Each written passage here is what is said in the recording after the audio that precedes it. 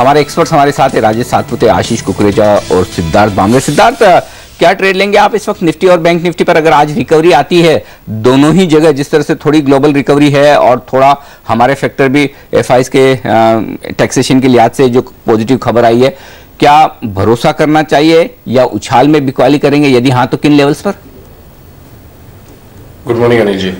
ये जो मैट का इशू जब बाहर आया था कुछ महीनों पहले, तो जो भी थोड़ी बहुत एफआईएस की बिकवाली हुई थी वो मैट के कारणों की वजह से नहीं हुई थी। तब फेड इंटरेस्ट रेट हाइक होगा, ये नेगेटिव सोच रहे थे लोग कि इंटरेस्ट रेट हाइक होगा तो लिक्विडिटी स्क्वीज डाउन होगी, और उसकी वजह से सेलिंग आई बाय एफआईएस। और मुझे नहीं लगता कि अब ये न्यूज आई है कि मैट एप्लीकेबल नहीं होगा एफआईएस को, तो उसके वजह से एफआईएस ग्लोबल सिचुएशन भूल जाएंगे और they will start investing. I think most of the serious FIs, legitimate FIs were anyways coming through legitimate में, और टैक्सेशन की कोई इश्यूज थी नहीं मेन एफआईएस को। तो मुझे नहीं लगता कि इस न्यूज की वजह से हम देखेंगे कि इंक्रीमेंटल बाइंग आ जाएगा। तो I will completely ignore that news. हमारा रुझान ये है मार्केट के ऊपर कि कैश बेस्ड सेलिंग एफआईएस की कंटिन्यू रहेगी, और स्टार्टिंग के 2 दिन ये सीरीज के थोड़ा एक कंफ्यूजन क्रिएट कर रहे थे FIS by going long in index futures. 2500 crore के फ्राइडे के दिन इंडेक्स फ्यूचर्स खरीदे, फिर मंडे को भी डिसेंट फिगर था, लेकिन उससे कई ज्यादा उन्होंने पुट ऑप्शंस खरीदे हैं, जिसकी वजह से हमने देखा कि पुट कॉल रेशियो 0.94 का 1.03 1.02 के आसपास आया है, और इम्प्लाइड वोलेटिलिटी बहुत बड़ी है। At the same time cash based selling जो है वो भी तगड़ी हो रही है, चली रही है। मुझे नहीं लगता कि ये एनवायरमेंट में ये जो बाउंस बैक्स है, और आप भी हाईलाइट कर रहे हैं कि थोड़े, तो इट्स नॉट सस्टेनेबल, और मैं इसको ज्यादा वेटेज ना देके कोई भी बाइंग पोजीशन इनिशिएट नहीं करूंगा इंडेक्स में। ओके, तेजी की पोजीशन के फेवर में नहीं है सिद्धार्थ, कन्विंस नहीं है इस मूव को लेकर। लेकिन कल जहां पर सबसे ज्यादा मारकाट मची है आशीष, वो बैंकिंग काउंटर्स थे। बैंक निफ्टी लगभग 600 पॉइंट टूटा। आज of course bank, axis bank, yes bank की ओर से संकेत मिल रहे हैं, माइल्ड पॉजिटिव शुरुआत रहेगी। जिन लेवल्स पर ये बैंक सब मिल रहे हैं, क्या लॉन्ग टर्म निवेशकों को सीरियसली सोचना चाहिए इनके बारे में खरीदने के लिए, या फिर और भी सस्ते मिलेंगे आगे? सीरियसली तो सोचना चाहिए। आई थिंक आपने जैसे बोला कि जिन लेवल्स पे मिल रहे हैं, एक्सिस बैंक, आईसीआईसीआई बैंक 260 270 का आईसीआईसीआई बैंक, हम बोलते हैं कि 30% इन्वेस्टमेंट इन लेवल्स पे करनी चाहिए, तो फिर कौन से स्टॉक्स हैं? यही स्टॉक्स हैं। And if I have to say the statement रशिदा, जब मार्केट में रिकवर आएगी तो रॉकेट जैसे बढ़ेंगे ये banking stocks, specially private banking stocks. But अब बेस रेट कट का न्यूज पर रेट कट का न्यूज, बेस रेट कट का न्यूज आया एचडीएफसी बैंक का। अब इसको रीड करना जरूरी है। We all have been discussing this from last 2 weeks की रेट कट कब आएगा। आपने अभी समीर अग्रवाल जी से बात करी। आई थिंक अब अगर ये और 2 बड़े बैंक बेस रेट कट कर देते हैं, स्पेशली एसबीआई, तो वो जल्दी आ जाएगा।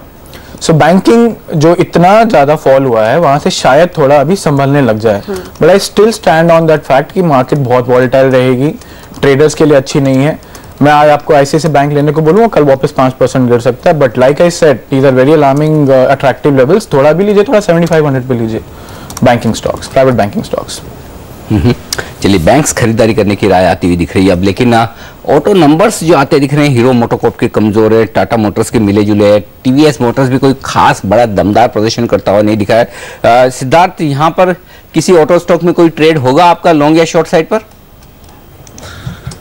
2 व्हीलर्स में नहीं इतना, लेकिन 4 व्हीलर सेगमेंट में, स्पेशली टाटा मोटर्स, इसमें हम काफ़ी टाइम से बेरिश है, और यहाँ पे फिर हम इसमें शॉर्टिंग की सलाह हमने दी है 340 के लेवल के आसपास, बिकॉज जो भी बाउंस बैक टाटा मोटर्स में आया था नीचे के स्तर से, ये प्योरली शॉर्ट कवरिंग की वजह से था। इसमें कुछ लॉन्ग पोजीशंस हमने देखी नहीं। तो M&M, टाटा मोटर्स, ये स्टॉक्स ऐसे हैं कि जहाँ पे हमें और करेक्शन दिख सकता है शॉर्ट पोजिशंस के चलते हुए। कुछ और ऐसे काउंटर्स है जहाँ पे लॉन्ग अनवाइंडिंग की वजह से करेक्शन आ सकता है, वो है अशोक लीलैंड और मारुति।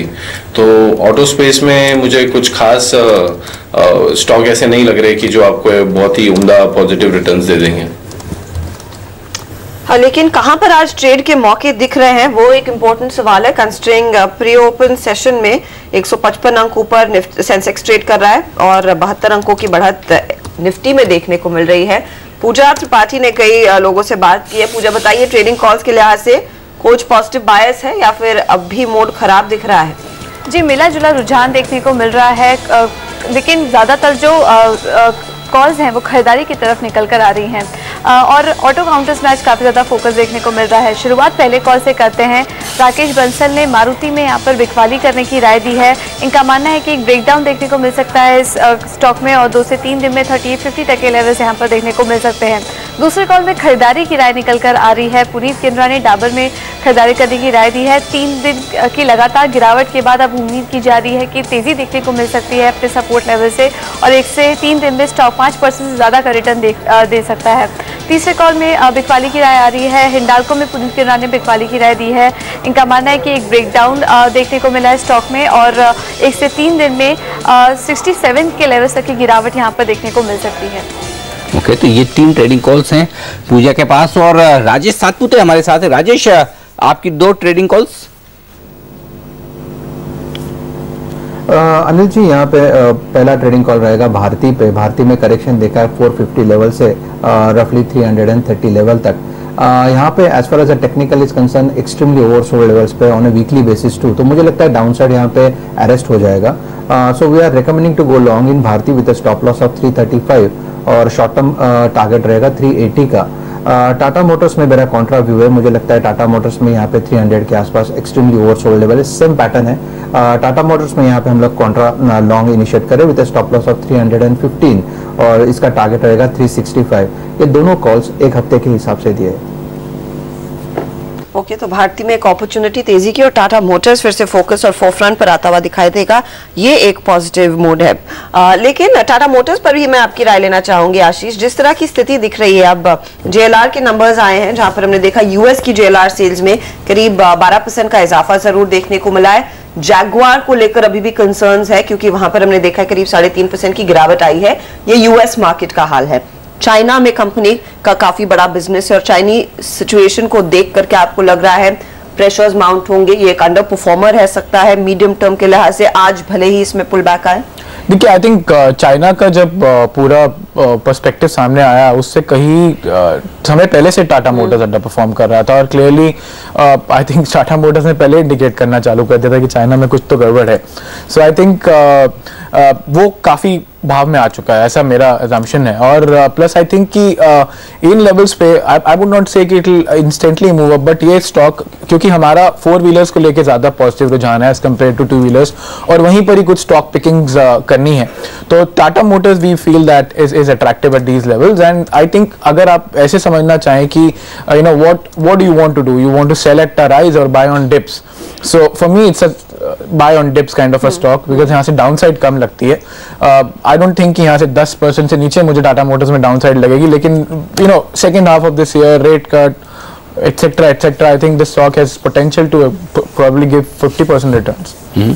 एक स्टॉक बैंकिंग स्पेस से राजेश जिस पर आपसे राय लेना चाहता हूं वो है ओरिएंटल बैंक ऑफ कॉमर्स। यहाँ पर आज मैं CLSA की तरफ से एक रिपोर्ट पढ़ रहा था, उसमें उन्होंने बैंक ऑफ बड़ौदा को थोड़ा डाउनग्रेड किया है और OBC को अपग्रेड किया है। दोनों के चार्ट्स देखकर बताएं क्या बैंक ऑफ बड़ौदा शॉर्ट करने लायक है और दूसरा क्या OBC में लॉन्ग पोजीशन बनानी चाहिए? अनिल जी देखिए, इस साल के शुरुआत में 340 का भाव OBC में चलता था और जो कि अभी 125 पे मिल रहा है। So see the kind of correction in PSU banking. मुझे लगता है कि PSU banking as far as purely अगर टेक्निकली देखें so they are trading into oversold levels, highly oversold levels और यहाँ पे मुझे लगता है डाउन साइड बहुत ही रिस्ट्रिक्टेड है। ज्यादा से ज्यादा एक 5-6 रुपए नीचे आ सकता है यहाँ से OBC। तो मुझे लगता है कि जैसे कॉन्ट्रा बाइंग अपॉर्चुनिटी भी OBC में बनेगी, SBI में बनेगी। तो OBC अगर यहाँ पे देखें तो 125-26 के आसपास यहाँ पे बाय बनता है। स्टॉप लॉस थोड़ा बड़ा रखिए, 110 के आसपास, 115 के आसपास, 10 रुपए का स्टॉप लॉस रखिए। पोजिशनल बेसिस पे मुझे लगता है OBC में एक शार्प पुल बैक आएगा। 165 इसका पहला टारगेट रहेगा, सेकंड टारगेट रफली 180-82 का रहेगा। So but it's a long call, it's not a short call, but it's accumulation you can say as we say buy on dip. तो मुझे लगता है OBC will be the one of the counter. Okay, तो यहाँ पर कुछ sharp performance देखने को जरूर मिल सकती है OBC जैसे प्लेस में। यहाँ पर ONGC ये काउंटर जो काफी एक्टिव रहा है ऑफ लेट, क्या पोजीशंस आप देख रहे हैं? सिद्धार्थ, इस समय स्टॉक में आई है ONGC और केन इंडिया। कंसिडरिंग ONGC की ओर से संकेत मिल रहे हैं कि ये सरकार से बात करना चाहते ताकि गैस प्राइसिंग को थोड़ा सा प्रीमियम पर बेच सके। क्या कॉल है इस समय आपका? डाउनसाइड कम लग रहा है ओएनजीसी में, लेकिन इसमें कुछ खास पोजीशंस बिल्टअप नहीं हुई है और केन में भी कुछ खास पोजीशंस बिल्टअप नहीं है डाउनसाइड, लेकिन केन में कम है ऐसा मैं बोल नहीं सकता हूँ। 146 147 का बंद है, it can go and revisit 125 again. Percentage terms में this is more than 10% fall, और क्रूड ऑयल प्राइसेस भी लास्ट 2 दिन में वापस काफी गिरे हैं।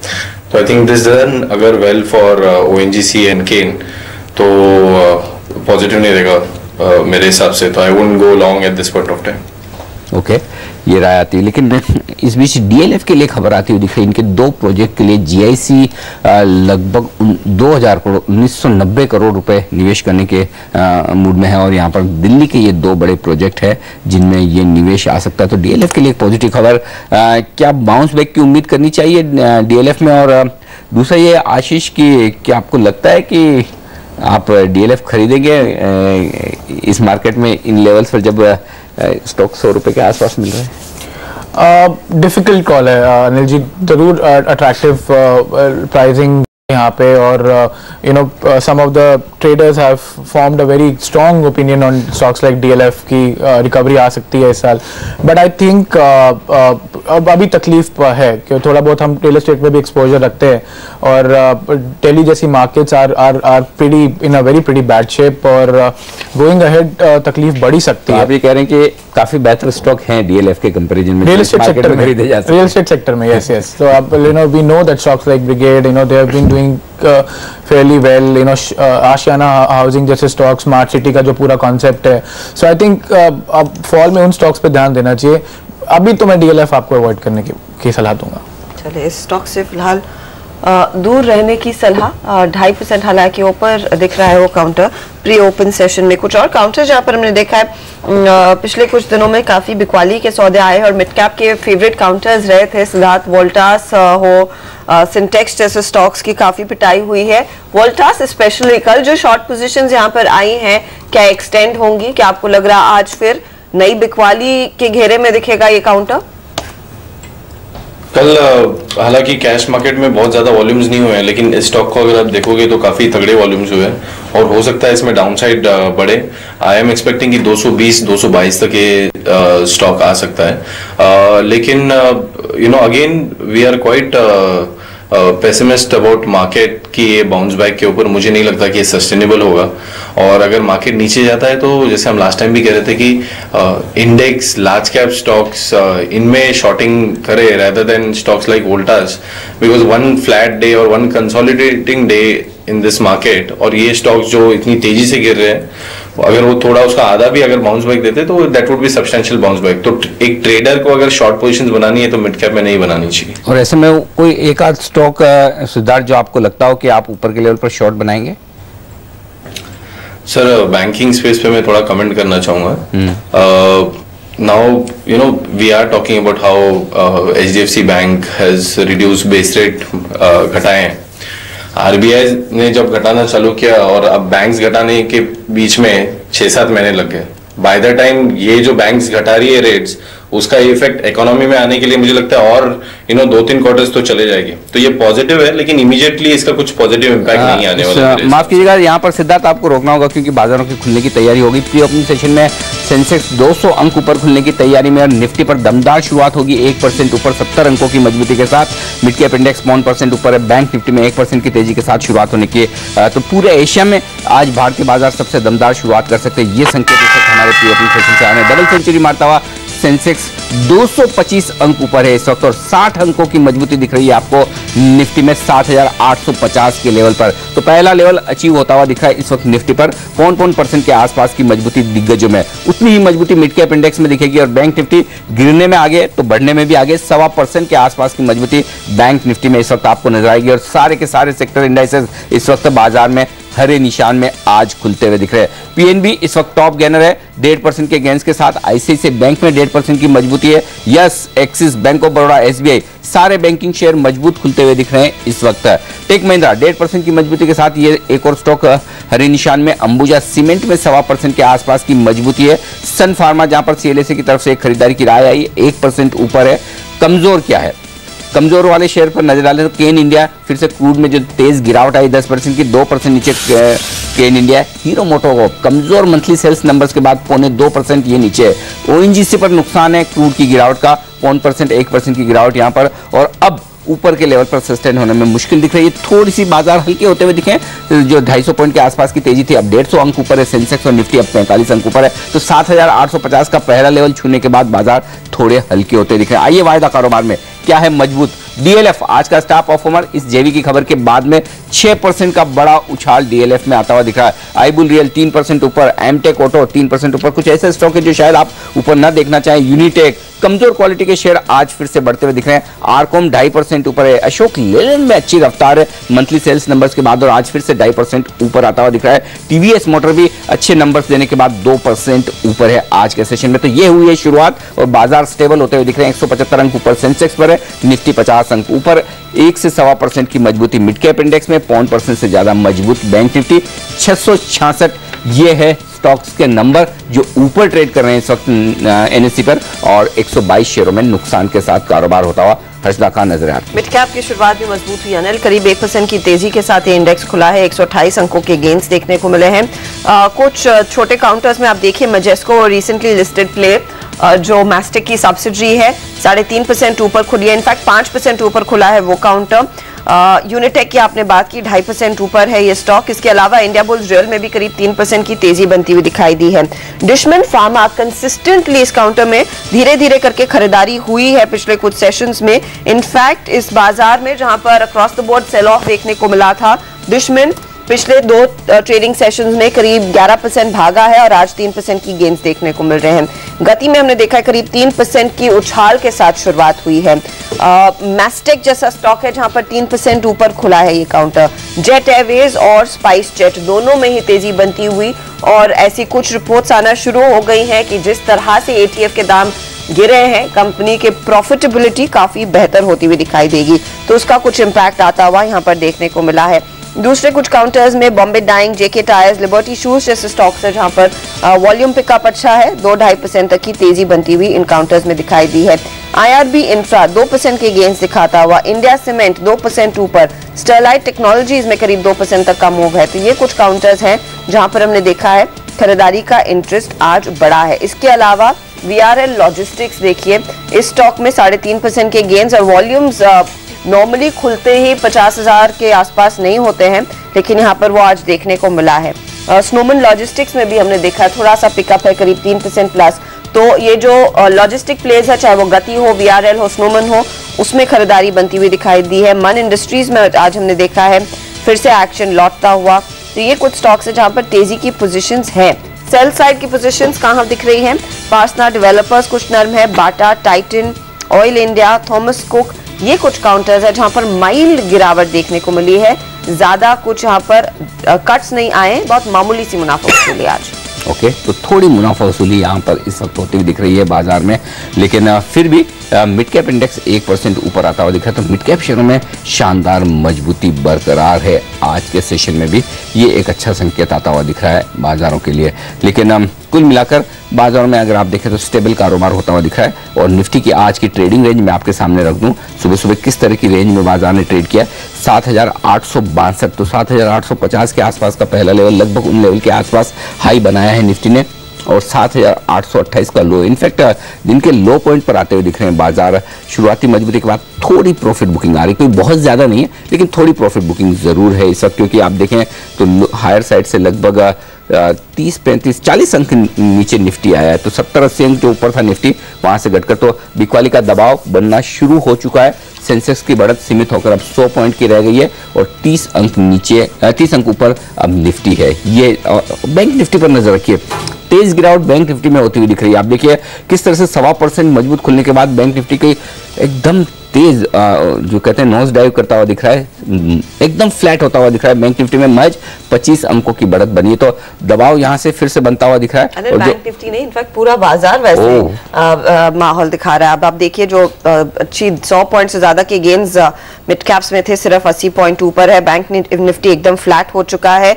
निफ्टी जो 50 पॉइंट ऊपर खुला वो 7800 पर थोड़ा सा आप सेटल होने की कोशिश कर रहा है और सिर्फ 75 अंकों की ही तेजी सेंसेक्स में रह गई है। तो ऊपरी लेवल्स पर क्लियरली कुछ मुनाफा वसूली हुई है। बिल्कुल, तो ये संकेत साफ तौर पर इस वक्त आपके लिए। राजेश, एक ट्रेड लेना हो निफ्टी पर इंट्राडे के लिए किन लेवल्स पर क्या ट्रेड और स्टॉप लॉस लेंगे आप शॉर्ट लॉन्ग का? अनिल जी, मैं लॉन्ग की तरफ ही जाना चाहूँगा। इनफैक्ट 7770 के आसपास जैसे मैंने कहा, मुझे लगता है कि यहाँ पे एक शॉर्ट टर्म बेस बनना चाहिए। आज के लिए जो गैप अप हुआ उसके वजह से मुझे लगता है मॉर्निंग में एक स्लाइट प्रेशर आएगा, 7-800 का लेवल इंपॉर्टेंट रहेगा। So your stop loss has to be little big. 7770 के नीचे स्टॉप लॉस रखिए, एटलीस्ट 20-30 पॉइंट्स का स्टॉप लॉस। और हमें लगता है कि ये पुल बैक आएगा करीबन 7930 तक। तो मुझे लगता है कि एक कॉन्ट्रा बाइंग अपॉर्चुनिटी यहाँ पे बनेगी। ओके, एक बाइंग अपॉर्चुनिटी कॉन्ट्रा बनती हुई दिख रही है। इस बीच हर्षदा, बजाज ऑटो के नंबर्स फ्लैश होते हुए दिख रहे हैं। जी हाँ अनिल, यहाँ पर टोटल सेल्स में हमने देखा इस बारी करीब 2% का इजाफा। 3.5 लाख यहाँ पर व्हीकल्स इन्होंने बेची हैं। 3.42 लाख गाड़ियां बेची हैं एज अगेंस्ट 3.37 लाख। एक्सपोर्ट्स में 4% की तेजी बनती हुई दिखाई दी है और मोटरसाइकिल की जो बिक्री है वो करीब 2% बढ़ी है इस बार। ये फिलहाल वो आंकड़े आए हैं। स्टॉक आधे % के नुकसान के साथ ट्रेड कर रहा है। टीवीएस मोटर ऑफ कोर्स एक आउट परफॉर्मर रहा है आज सुबह सवेरे उन नंबर्स के बाद, और दोनों काउंटर्स में देखिए वो बिक्री के आंकड़े आ गए हैं। करीब 2% तक के गेन्स यहाँ पर बनते हुए दिखाई दिए हैं। बढ़त आई है कुल बिक्री में बजाज ऑटो की ओर से। आपकी क्या राय रहेगी आशीष इन टू व्हीलर काउंटर्स में? टीवीएस नंबर्स अच्छे थे, प्री ओपन सेशन में स्मार्ट रिकवरी के संकेत थे, अब बाजार की तरह ये काउंटर भी फ्लैट। देखिए, like I said before, I think two wheelers को थोड़ा अभी हम अवॉइड कर रहे हैं लेवल्स पे। अगर कोई आपको लॉन्ग टर्म इन्वेस्टमेंट कॉल लेनी भी है इस समय ऑटोमोबाइल स्पेस में, तो 4 व्हीलर्स पे ध्यान देना चाहिए। जिस तरह के नंबर्स आ रहे हैं और जिस तरीके से हमें लग रहा है कि गोइंग अहेड वहाँ पे मोमेंटम आ सकता है। जब तक बहुत ज़्यादा सीरियस डेटा पॉइंट्स इंप्रूव नहीं हो रहे in terms of how rural economy will play out, तब तक 2 व्हीलर्स पे बहुत ज़्यादा ध्यान देना सही नहीं होगा। So I think one should avoid it. अगर इस पूरे सेगमेंट में, जैसे भी आपने नंबर्स भी डिस्कस किया, अगर एक stock which stands out, though we are not buying right now but we will wait for lower levels, वो बजाज ऑटो ही है। ओके, बजाज ऑटो बेस्ट पिक होगी टू व्हीलर स्पेस पे यहाँ पर खरीदारी के लिए आज से। और ग्रेजुअली हम देख भी रहे थे हीरो मोटोकॉर्प की जो परफॉर्मेंस है वो हर बार खराब होती हुई। 2.5% का बड़ा कट हीरो मोटोकॉर्प में आ चुका है। फिर से 2300 के लेवल पर, क्या मेरे ख्याल से आशीष 3000 तक के भाव दिखे थे हमने हीरो मोटोकॉर्प में। Absolutely. The recent highs are obviously okay, जबकि पिछले क्वार्टर में हमने देखा था मार्जिन एक्सपेंशन काफ़ी ज़बरदस्त हुआ था और काफ़ी अच्छे नंबर्स आए थे, लेकिन उसके बावजूद रूरल डिमांड को लेकर जो चिंताएं हैं वो बरकरार साफ तौर पर नज़र आ रही है यहाँ पर इस वक्त। एक ट्रेड अगर आपको लेना हो यहाँ पर निफ्टी या बैंक निफ्टी में, सिद्धार्थ कुछ करेंगे आप इस वक्त? शॉर्ट मेंटेन करूंगा बैंक निफ्टी में, और मैं बैंक निफ्टी के ही कुछ स्टॉक्स के बारे में आपसे मार्केट ओपनिंग के पहले बात कर रहा था कि इसमें हम देख रहे हैं कि बहुत सारी शॉर्ट पोजीशन बनी है। कल का ही सेशन अगर आप ले लो सिर्फ अनिल जी, तो 14% राइज इन ओपन इंटरेस्ट है बैंक निफ्टी में, और FIs की 650 करोड़ की बिकवाली है इंडेक्स फ्यूचर्स में with slight rise in open interest. तो clearly this space is going to remain negative. ICICI bank, Kotak Mahindra bank, Axis, HDFC bank now और येस बैंक, HDFC लिमिटेड जो बैंक निफ्टी का पार्ट नहीं है, लेकिन इसमें भी हम देख रहे हैं कि शॉर्ट पोजीशंस बन रही है। तो जब आपका मेन मार्केट, जिसकी वजह से आपके हर बुलरन और मेन मार्केट जिसमें मेन सेक्टर जो ओवरवेट सभी फंड मैनेजर्स है, उसमें ही हम देख रहे हैं कि बहुत बड़ा फॉल आ सकता है यहाँ से भी। तो I don't think so one should play for any kind of bounce back और नेगेटिव पोजीशन ही रखें। ट्रेंड क्लियरली डाउन दिख रहा है, सेल ऑन राइज मार्केट है, तो rather than finding support and going long, मेरा एडवाइस लोगों को ये find resistance and go short. Okay, तो शॉर्ट साइड की पोजीशंस पर ही फोकस कर रहे हैं सिद्धार्थ इस समय। वेरी क्विकली मैं आपकी राय लेना चाहूंगी लॉजिस्टिक काउंटर्स पर, जहां पर वो न्यू प्लेयर्स VRL, स्नोमैन में अच्छी तेजी दिख रही है। गति जैसे काउंटर्स में भी 2-2.5% की तेजी आ रही है। क्या इनके बारे में अब आपको एक ऑप्टिमिस्टिक व्यू दिख रहा है बनता हुआ? क्या खरीदारी करनी चाहिए या नहीं? देखिए, अब ये सिनेरियो तो क्लियर है इन कुछ दिनों में कि कुछ मिड कैप स्टॉक्स या you know which have come to that value zone, you know we have become little attractive at these levels, उसमें से लॉजिस्टिक स्टॉक्स भी हैं, but again you know on risk और बीइंग रेपिटेटिव आई थिंक अभी और बाजार volatile रह सकता है, आपको परेशान कर सकता है और यहाँ पर बिकवाली का दौर वापस आ सकता है। सो जिस तरीके से हमने ऑफलेट देखा था कि जो नॉन लिस्टेड स्पेस है इस सेगमेंट में, जिस तरह की वैल्यूएशन बाहर आ रही हैं, जिस तरह की यू नो हॉट मनी इस सेक्टर में गई है, so I think definitely there is a case of investment but not at these levels, so I think ये मूव को थोड़ा आपको एक नॉन इवेंट समझ के छोड़ देना चाहिए। Okay, तो इस मूव को फिलहाल थोड़ा सा आप इग्नोर कर सकते हैं। शुक्रिया आशीष, राजेश और सिद्धार्थ, आप तीनों का ही हमारे लिए समय निकालने के बोलने पर बाजार में तेजी के मूव को इग्नोर कर रहा है ऐसा लग रहा है। देखिए अब लाल निशान में जाने की तैयारी होती हुई दिख रही है बैंक निफ्टी की, खासतौर से मैच 15 अंकों की तेजी बची तो ऊपर के लेवल पर प्रेशर बरकरार इस वक्त एक छोटे से ब्रेक, और ब्रेक के बाद लौटेंगे तो हम बात करेंगे एफआईएस को जो राहत मिली है बड़ी मैट से। हम बात करेंगे शाह पैनल के प्रमुख जस्टिस एपी शाह से, जिन्होंने ये फैसला लिया है, जिन्होंने अपनी रिकमेंडेशन दी और सरकार ने उनकी रिकमेंडेशन मानी है, और साथ ही पीडब्ल्यूसी इंडिया के केतन दलाल से भी हम करेंगे बातचीत इस ब्रेक के बाद।